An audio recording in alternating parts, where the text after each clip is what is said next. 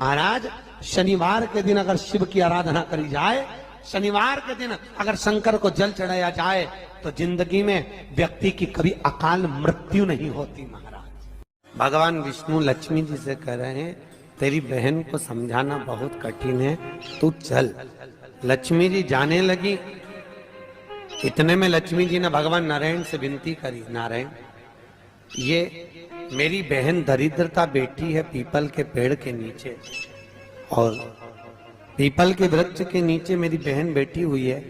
इस पीपल के वृक्ष के नीचे तो ना जाने कितने कितने लोग पूजन करने के लिए आएंगे, ना जाने कितने कितने लोग पूजन करने के लिए पहुंचेंगे, और ये दरिद्रता यहाँ बैठी रहेगी तो दुनिया के लोगों के साथ में तो ये दरिद्रता पीछे पीछे उनके घर चली जाएगी। फिर दुनिया के लोग पीपल के वृक्ष की पूजन नहीं कर पाएंगे। और पद्म पुराण के अंदर लिखा है कि पीपल के वृक्ष के नीचे 52,000 ब्राह्मणों का वासा होता है। फिर पीपल के वृक्ष का प्रमाण क्या? भगवान नारायण बोले, सुनो लक्ष्मी, ये पीपल के वृक्ष के नीचे तुम्हारी बहन दरिद्रता निवास कर रही है। उसको याद कर लिए।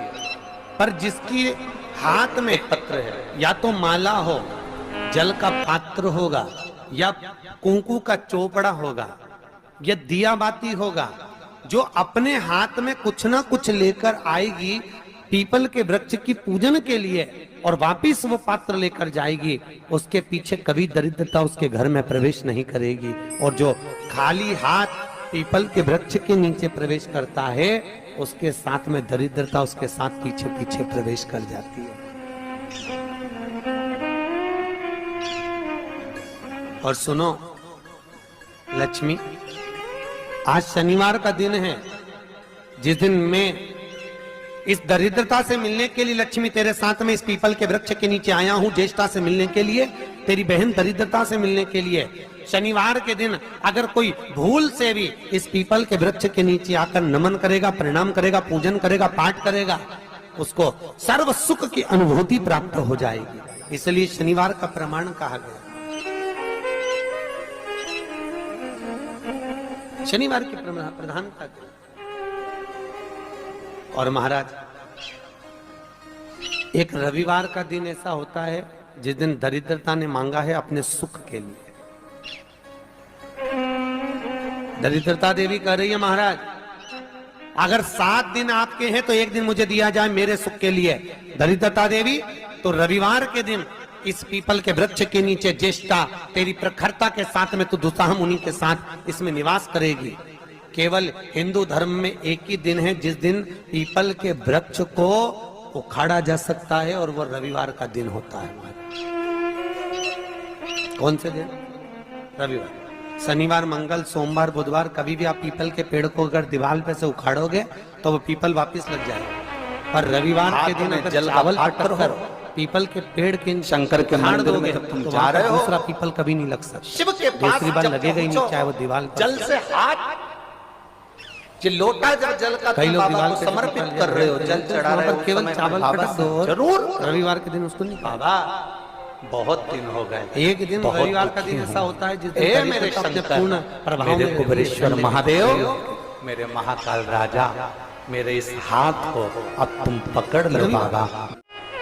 हमारी दुख की घड़ी में कौन खड़ा हो सकता?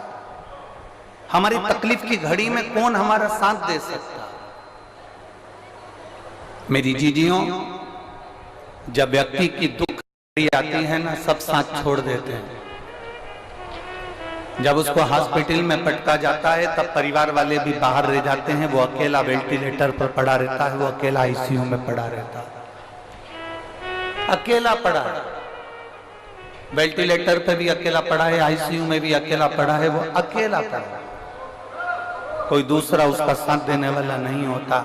पर शिव महापुराण की कथा कहती है, परिवार वाले भले बाहर रह जाएं, कुटुंब वाले भले बाहर रह जाएं, रिश्तेदार भले बाहर रह जाएं, पर उसने अपने हाथों से जो 1 लोटा जल शंकर जी को चढ़ाया है वो उसके साथ वेंटिलेटर पर भी साथ निभा देते हैं।